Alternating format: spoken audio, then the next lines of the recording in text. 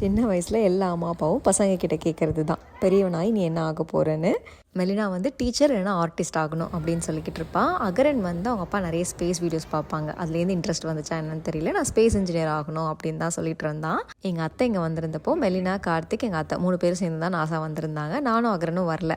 அதனால் அவனும் ரொம்ப நாளாக நாசாவுக்கு கூட்டிகிட்டு போங்கன்னு கேட்டுகிட்டே இருந்தான். ஸோ லாஸ்ட் வீக் தான் கூட்டிகிட்டு வந்திருந்தோம்.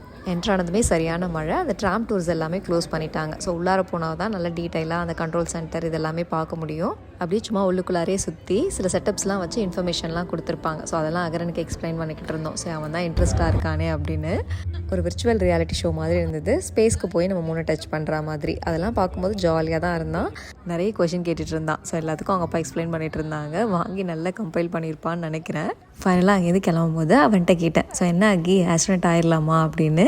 No I change my mind, I am going to be fire ஃபைட்டர்னு சொல்லிட்டு இருந்தான்.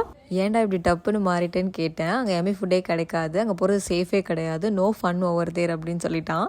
ஸோ இப்போதைக்கு எங்கள் ஆள் ஃபயர் ஃபைட்டர் ஆக போகிறேன்னு சொல்லியிருக்காரு. அடுத்தடுத்து என்னென்னலாம் சேஞ்ச் பண்ண போகிறாருன்னு தெரில, வெயிட் பண்ணி தான் பார்க்கணும்.